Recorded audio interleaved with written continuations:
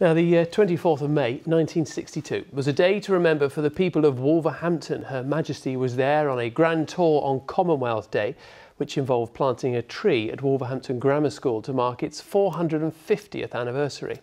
Highlights were captured in a rarely seen colour film which was commissioned by the council.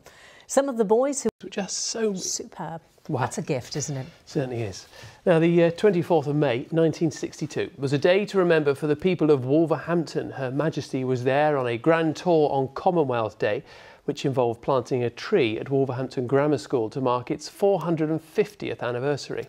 Highlights were captured in a rarely seen colour film which was commissioned by the council. Some of the boys who were there that day returned for a reunion, and they shared some of their memories with Wesley Smith. His report does contain some flashing images. The tree may have grown a fair bit. The old Wolverhamptonians, as former pupils are known, may indeed be older and wiser. But the memories of May the 24th, 1962 remain sharp and treasured. This was the day Queen Elizabeth II came to Wolverhampton Grammar School to mark its 450th anniversary. For William Rees in particular, it was a landmark day, for he was chosen as Her Majesty's personal guide for her visit.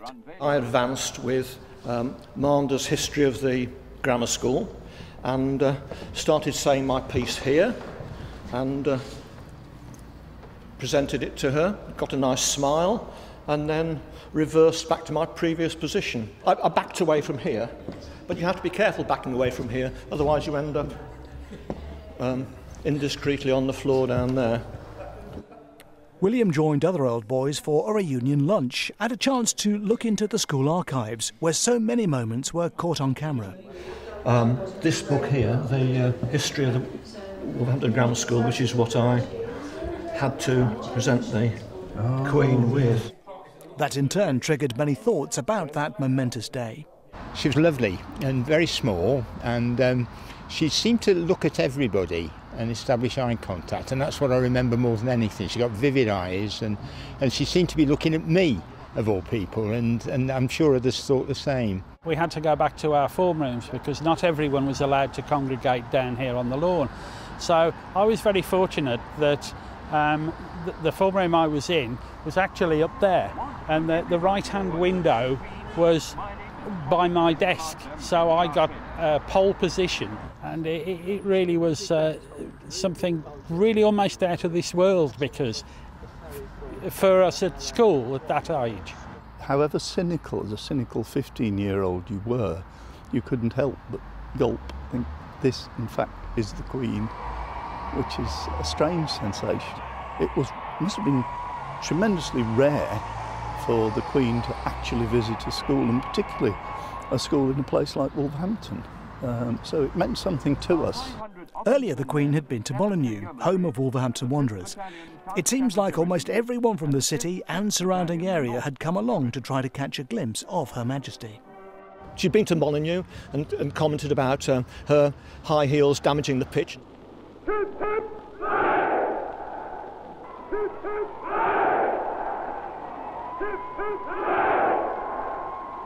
It was all very friendly. You could just chat as to anybody. Nothing was too much trouble to accommodate her, but it did take some swift thinking to ensure she could gain access to the school grounds. The gates up the corner were locked. No one ever saw them open until the Queen came, and it appeared that they couldn't find the key to the lock. So they had, the caretaker had to get his bolt cutters out and snip the chain so that the royal car could come through the gates. Just one of the memories shared as the old Wolverhamptonians gathered around that famous tree once more.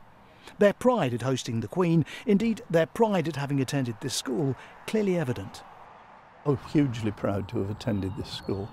I think, like many people, and particularly of the generation, the post-war generation, when it was a free grammar school. My life would not have been as it is if I hadn't been at this school, which I got into by a fortunate result in an examination rather than any other means, and then I became a judge. So I did something that my father, I think, and certainly my grandfather, couldn't have aspired to do.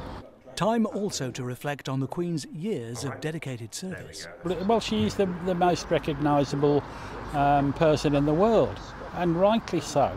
And you know, what she has done and the way she conducts herself in whatever circumstances that she's in, whichever country she's in, she always says the right thing. I think she's done an absolutely wonderful job, and if I was to compare her with anybody, it would be Queen Victoria. And she's been a model, I think, for our society. I could imagine she would never get anybody's backup, but you'd be under no doubt at all as to what she felt. But it would always be, her views would always be, it seems to me, put in a kindly way. I think that though it's much diminished, I think that if you like, the magic of monarchy will carry Charles through. I think the next generation are doing a very good job of remodelling themselves. They think of the Weeping Ash as the Queen's tree here at Wolverhampton Grammar School. As generations have come and gone from here, it endures, a symbol of the respect so many in the city will always have for Queen Elizabeth II. Wesley Smith, ITV News, Wolverhampton.